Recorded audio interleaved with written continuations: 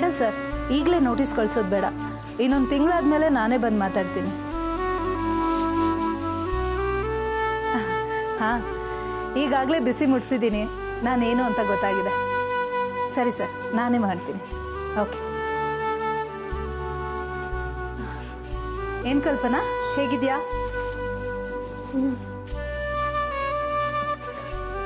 ಹೀಗೆ ಇದ್ದೀನಿ ಚಿತ್ರಕ್ಕ. ಚಿತ್ರಕ್ಕ, ನಾನು ಆಮೇಲೆ ಬರ್ಲಾ? ನಿಮಗೆ ಪುರ್ಸೋತಿಲ್ಲ ಅಂತ ಕಾಣುತ್ತೆ. ಹೇಯ್, ನನಗೇನೆ ಕೆಲಸ?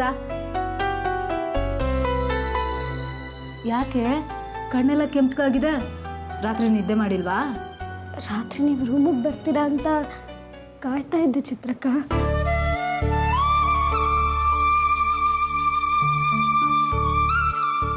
ಹರಿ ಹತ್ರ ಮಾತಾಡಿದ್ರಾ? ಕಲ್ಪನಾ, ಈಗ ಹರಿ ನಮ್ಮ ಹರಿಯಾಗಿ ಉಳ್ದಿಲ್ಲ. ಅರ್ಚನಾ ಆಡಿಸೋ ಸೂತ್ರದ ಬೊಂಬೆ ಆಗಿದ್ದಾನೆ. ಅವಳು ಏಳು ಅಂದರೆ ಹೇಳ್ತಾನೆ, ಕೂರು ಅಂದರೆ ಕೂರ್ತಾನೆ. ಅವನಿಷ್ಟು ಬದಲಾಗ್ತಾನೆ ಅಂತ ನಾನು ಅಂದ್ಕೊಂಡಿರಲಿಲ್ಲ. ಅವನಿಗೆ ಬುದ್ಧಿ ಬರಬಾರ್ದಾಗಿತ್ತು ಕಲ್ಪನಾ.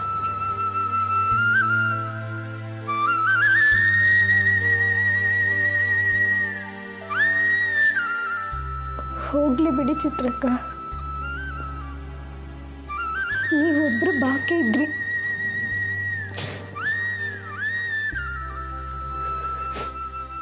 ಅದು ಮುಗೀತು. ಕಲ್ಪನಾ, ನಾನು ಮಾತ್ರ ಅವನ್ನ ಬಿಡಲ್ಲ. ಅದೆಷ್ಟು ದಿನ ಹಾಗಿರ್ತಾನ ನಾನು ನೋಡ್ತೀನಿ. ನೀನು ಚಿಂತೆ ಮಾಡಬೇಡ.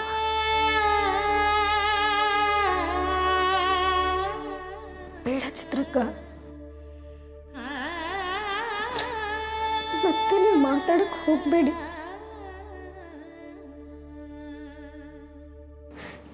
ಈಗಾಗಲೇ ನೀವು ಅರ್ಚನಾ ಕೈಲಿ ಅವಮಾನ ಅನುಭವಿಸಿದಿರಿ. ನಂಗೆ ಗೊತ್ತದು.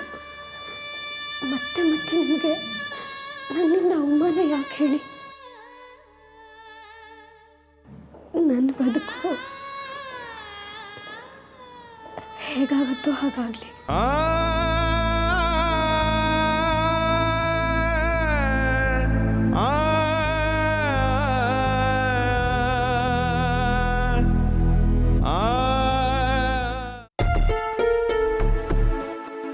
ಏನಷ್ಟು ಗಾಬರಿಯಿಂದ ಫೋನ್ ಮಾಡಿದ್ಯಲ್ಲ, ಏನಾಯ್ತು? ನಿಮಗೋಸ್ಕರ ಒಂದು ಇಂಪಾರ್ಟೆಂಟ್ ಕೆಲಸನ ಬಿಟ್ಟು ಬಂದೆ. ನಾನು ಕೊಟ್ಟ ರಿಪೋರ್ಟ್ ಉಪಯೋಗ ಆಯ್ತಾ? ಅರ್ಚನಾಗೆ 2 ತಿಂಗಳು ತುಂಬಿದೆ ಅಂತ ನೀನು ರಿಪೋರ್ಟ್ ಕೊಟ್ಟಿದ್ದು ಒಳ್ಳೇದೇನೋ ಆಯಿತು. ಅದೇ ಈಗ ಫಜೀತಿಯಾಗಿ ಕೂತ್ಕೊಂಡಿದೆ. ಅಂಥದ್ದೇನಾಯ್ತು? ನಿಜ ಹೇಳಬೇಕು ಅಂದರೆ ಅರ್ಚನನ ಸಂಸಾರ ಶುರುವಾಗಿದ್ದೇ ಮೊನ್ನೆಯಿಂದ. ಅದೇ ಈಗ ಸಮಸ್ಯೆ ಆಗಿದೆ. ಅದ್ರಲ್ಲಿ ಸಮಸ್ಯೆ ಏನು ಬಂತು? ಅಲ್ಲ ಆಂಟಿ, ಈಗಾಗಲೇ ನನಗೆ 2 ತಿಂಗಳಾಗಿದೆ ಅಂತ ರಿಪೋರ್ಟ್ ಕೊಟ್ಟಿದ್ದೀರಾ. ಹರಿನೂ ಅದನ್ನು ಒಪ್ಕೊಂಡು ಖುಷಿಯಾಗಿದ್ದಾನೆ. ಆದರೆ ಇನ್ನು 7 ತಿಂಗಳಿಗೆ ನನಗೆ ಮಗು ಹುಟ್ಟುತ್ತಾ ಹೇಳಿ? ಹುಚ್ಚುಚ್ಚಾಗಿ ಮಾತಾಡ್ಬೇಡ ಅರ್ಚನಾ. 7 ತಿಂಗಳು ಮಗು ಹುಟ್ಟೋದು ಅಪರೂಪದ ಕೇಸ್ಗಳಲ್ಲಿ ಮಾತ್ರ. ಅದು ಅಲ್ಲದೆ ನಿನ್ನ ಸಂಸಾರ ಶುರು ಆಗಿರೋದು ಮೊನ್ನೆ ಅಂತ ಇದೆಯಾ? ಗಂಡು ಹೆಣ್ಣು ಒಂದಾದ ಕೂಡಲೇ ಹೊಟ್ಟೆಲಿ ಮಗು ಬೆಳೆಯೋಕ್ಕೆ ಶುರು ಆಗತ್ತೆ ಅಂತ ಏನೂ ಇಲ್ಲ. ಅದೇ ಈಗ ಸಮಸ್ಯೆ ಯಾಕೆ ಕೂತ್ಕೊಂಡಿದೆ ಕಣೆ. ಹರಿ ಅರ್ಚನಾ ಗರ್ಭಿಣಿ ಅಂತಾನೆ ನಂಬ್ಕೊಂಡ್ಬಿಟ್ಟಿದ್ದಾನೆ. ಆಂಟಿ, ಹರಿನ ಒಪ್ಸೋದಕ್ಕೆ ರಿಪೋರ್ಟ್ ಬೇಕೇ ಬೇಕಾಗಿತ್ತು. ನಾನು ಪ್ರೆಗ್ನೆಂಟ್ ಅಂತ ಹರಿನ ಒಪ್ಸಿನೂ ಆಯಿತು. ಈಗ ಹರಿ ಇನ್ನು 7 ತಿಂಗಳಲ್ಲಿ ನಮ್ಮನೆಗೆ ಮಗು ಬರುತ್ತೆ ಅಂತ ನಂಬ್ಕೊಂಡಿದ್ದಾನೆ. ಅವನ ಮಾತಲ್ಲೆಲ್ಲ ಬರೀ ಮಗುನೇ ಇರುತ್ತೆ. ಅದ್ರ ಭವಿಷ್ಯದ ಬಗ್ಗೆನೇ ಮಾತಾಡ್ತಿರ್ತಾನೆ. ಆ ಮಗು ಹೇಗಿರ್ಬೋದು ಅಂತ ಕನ್ಸು ಕಾಣ್ತಿರ್ತಾನೆ. ಆದ್ರೀಗ ಅದು ಸುಳ್ಳು ರಿಪೋರ್ಟ್ ಅಂತ ಗೊತ್ತಾದ್ರೆ ನನ್ನನ್ನು ಬಿಟ್ಟೇ ಹೋಗ್ತಾನೆ. ಛೇ, ನಾನು ಇದನ್ನೆಲ್ಲ ಯೋಚನೆ ಮಾಡಲಿಲ್ಲ ಅರ್ಚನಾ. ನಿಮ್ಮಮ್ಮ ಹೇಳಿದ್ಲು ಅಂತ ರಿಪೋರ್ಟ್ ಬರ್ಕೊಟ್ಬಿಟ್ಟೆ. ಮುಂದೆ ಏನು ಮಾಡೋದೀಗ?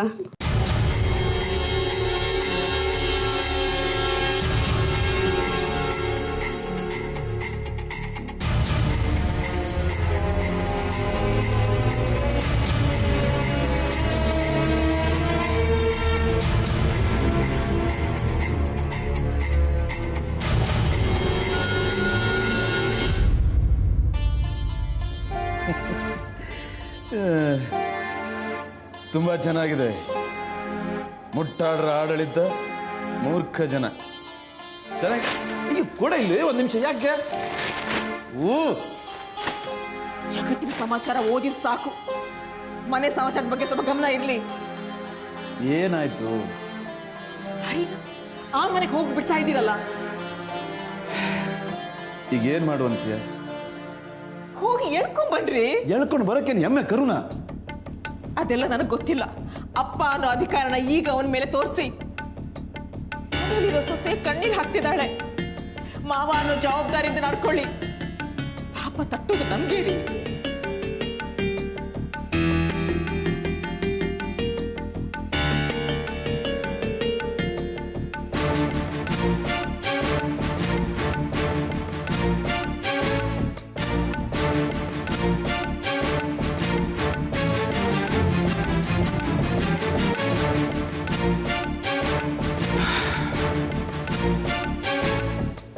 ರುಕ್ಮಿಣಿ,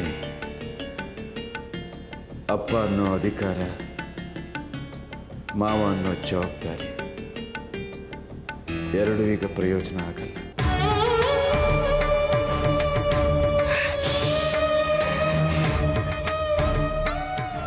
ತೀರಾ ಕೈಲಾಗ್ದವ್ರ ಥರ ಮಾತಾಡ್ತಿದ್ದೀರಾ. ಕೈಲಾಗ್ತಿದ್ದಾಗ ಕೆಟ್ಟ ಕೆಲಸನೇ ಮಾಡಿದ್ವಿ. ಈಗ ಒಳ್ಳೆ ಕೆಲಸನೂ ಮಾಡೋಕ್ಕಾಗದಿರೋ ಅಷ್ಟು ಸೋತೋಗಿದ್ದೀರಿ.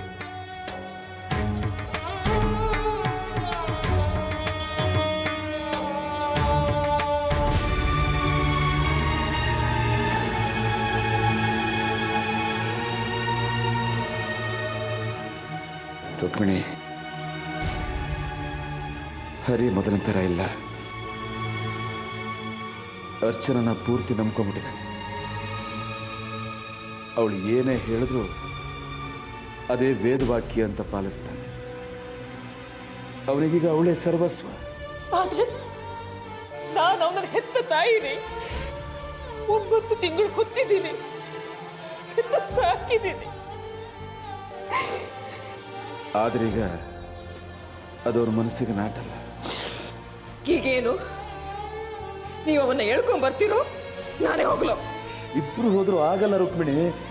ಯಾಕೆ ಆಗಲ್ಲ? ಯಾಕಾಗಲ್ಲ? ನಾನು ಹೋಗ್ತೀನಿ, ನಾನೇ ಅವನ್ನ ಹೇಳ್ಕೊಂಡ್ ಬರ್ತೀನಿ.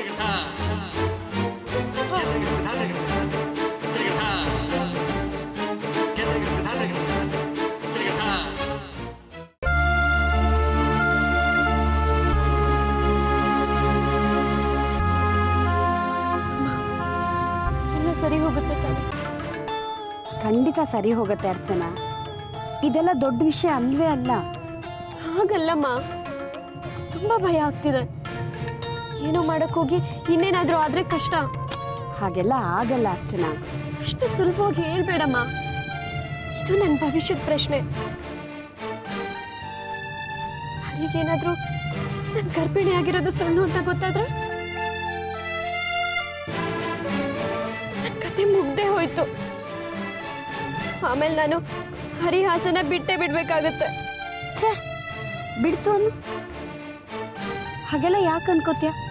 ಹಾಗೆಲ್ಲ ಏನೂ ಆಗಲ್ಲ, ಎಲ್ಲ ಸರಿ ಹೋಗುತ್ತೆ. ಒಂದೇ ಭಯ ಅಮ್ಮ, ಏನೇ ಆದ್ರೂ ಹರಿಗೆ ಗೊತ್ತಾಗ್ಬಾರ್ದು. ಹರಿನ ಬಿಟ್ಟು ಬದುಕೋಕ್ಕಾಗಲ್ಲ ಅಮ್ಮ. ಹರಿ ನನ್ನ ಮೇಲೆ ಸ್ವಲ್ಪ ಅನುಮಾನ ಬಂದ್ರು ಆಮೇಲೆ ನನ್ನನ್ನ ಅವನ್ ವೈರಿ ತರ ನೋಡಕ್ ಶುರು ಮಾಡ್ತಾನೆ. ಆಮೇಲೆ ನನಗೆ ಸಾವೇ ಗತಿ. ಈ ರೀತಿ ಕೆಟ್ಟ ಯೋಚನೆ ಮಾಡೋದನ್ನ ಬಿಟ್ಬಿಡು ಅರ್ಚನಾ. ನನಗಂತೂ ಯಾವುದೇ ರೀತಿ ತೊಂದರೆ ಆಗಲ್ಲ, ಎಲ್ಲ ನಿರಾಳವಾಗಿ ನಡೆದು ಹೋಗುತ್ತೆ ಅಂತ ನಂಬಿಕೆ ಇದೆ. ದೀಪ ಒಳ್ಳೆ ದಾರಿ ತೋರಿಸಿದ್ರಲ್ವಾ, ಹಾಗೆ ನಡ್ಕೊಳ್ಬೇಕು, ಬೇರೆ ಯಾವುದೂ ಅಲ್ಲ. ಏನು ಯೋಚನೆ ಮಾಡಬೇಡ ನೋಡು. ಯಾವುದೇ ಕಾರಣಕ್ಕೂ ಈ ವಿಚಾರ ಹರಿಗೆ ಗೊತ್ತಾಗಬಾರ್ದು, ಗೊತ್ತಾಗಲ್ಲ. ಆ ರೀತಿ ನಾನು ನೀನು ನಡ್ಕೋಬೇಕು. ಯೋಚನೆ ಮಾಡಬೇಡ. ದೀಪ ಇದ್ದಾಳೆ, ನಾನಿದ್ದೀನಿ, ಸರಿನಾ?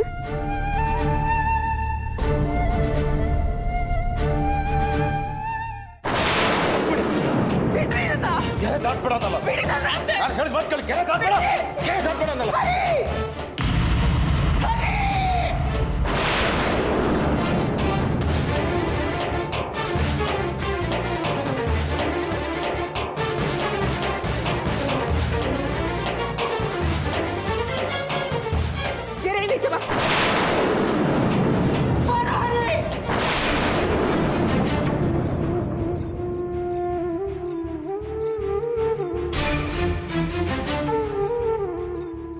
ಒಂದು ಗೆರೆಗೆ ಅದೆಂಥ ಶಕ್ತಿ ಇದೆ.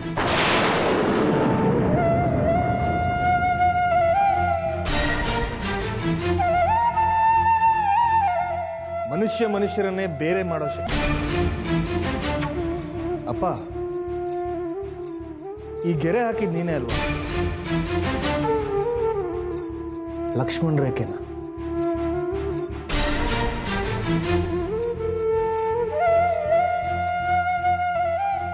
ಅಮ್ಮ, ನೀನು ಈ ಕಡೆ ಬರೋ ಹಾಗಿಲ್ಲ ಅಂದ್ರೆ ನಾನು ಹೇಗೆ ಆ ಕಡೆ ಬರೀ? ನಾನು ಹೇಳ್ತಾ ಇದ್ದೀನಿ ಹರಿ, ಬಾಯಿ ಕಡೆ. ಮನೆಗೂ ನಿನಗೂ ಯಾವ ಸಂಬಂಧನೂ ಇಲ್ಲ. ಓಹೋ, ಹಾಗಾದ್ರೆ ಇದು ಸಂಬಂಧ ಕಡಿಯೋ ಗೆರೆನಾ? ನಿನಗೂ ಆ ಅರ್ಚನಗೂ ಯಾವ ಸಂಬಂಧ ಇಲ್ವೋ ಹರಿ? ಬಾರೋ ಈ ಕಡೆ. ಏನು? ನನಗೂ ಅರ್ಚನಾಗೂ ಸಂಬಂಧ ಇಲ್ವಾ? ಹಾಗೆ ಮಾತಾಡಬಾರ್ದು ನೀನು, ತಪ್ಪಾಗುತ್ತೆ.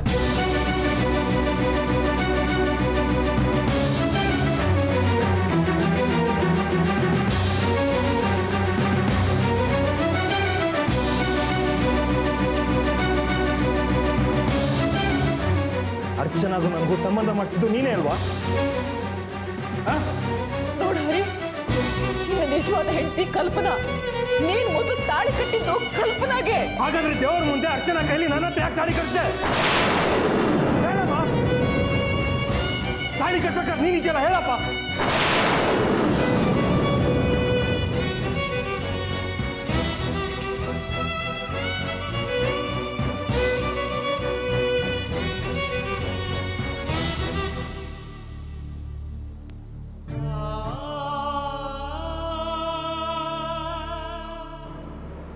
ನಾನು ಸರಿ ಇಲ್ದಿದ್ದವನು ಅಂತ ನನ್ನ ಈ ಸ್ಥಿತಿಗೆ ತಳ್ಳೋದ?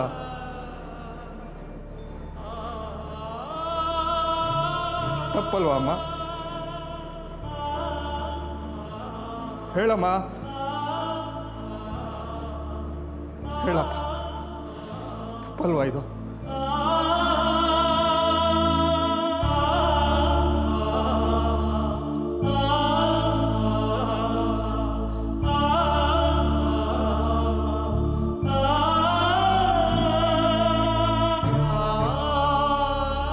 ಕಾರಣ ಯಾರಮ್ಮ?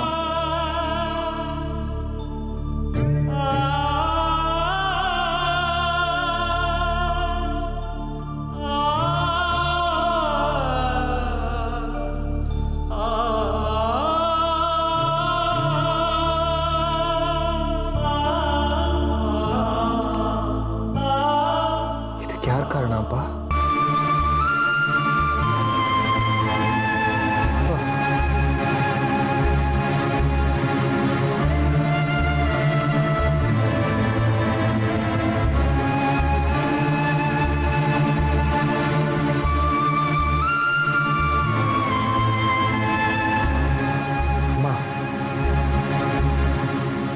ಹೊಟ್ಟೆಲಿ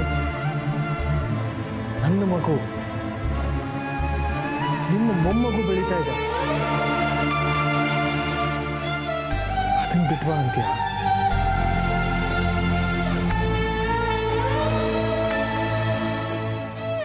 ಆ ರೀತಿ ಬೇಜವಾಬ್ದಾರಿಯಿಂದ ಬಿಟ್ಟು ಬರೋದಕ್ಕೆ ನಾನು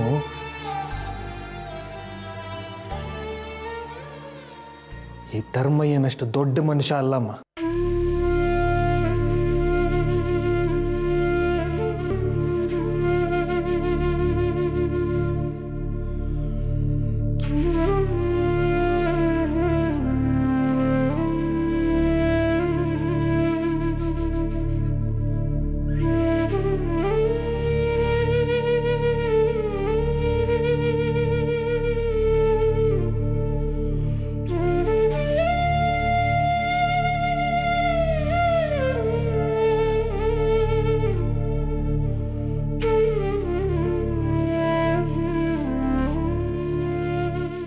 ನಾನು ಕಲ್ಪನಾ ಅನ್ಬಿಟ್ರೆ ಅವಳೊಬ್ಳಿಗೆ ಮಾಡಿದ ಅನ್ಯಾಯ, ಅರ್ಚನಾ ಅನ್ಬಿಟ್ರೆ ಇಬ್ಬಿಬ್ರಿಗೆ ಮಾಡಿದ ದ್ರೋಹ ಅಲ್ವಾ?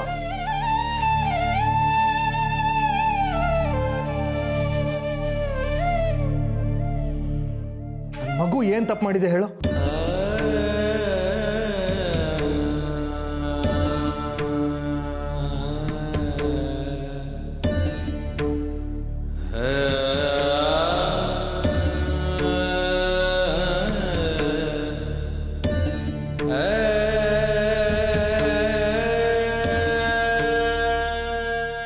ಅಮ್ಮ ಅಮ್ಮ, ತಾಯಿಯಾಗಿ ನೀನು ಈ ದ್ರೋಹ ಮಾಡೋದು ಸರಿನಾ?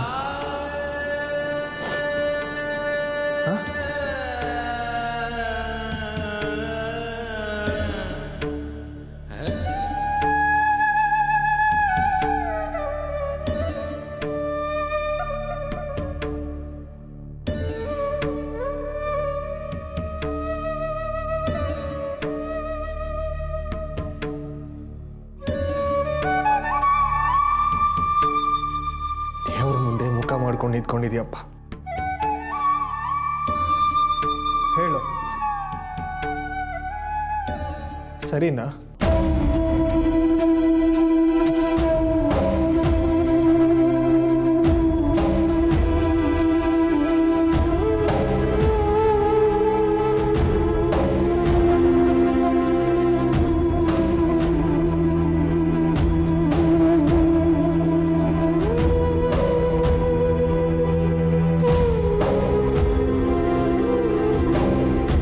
ನೋಡ್ರಿ ಮಾತಾಡ್ತಾನೆ.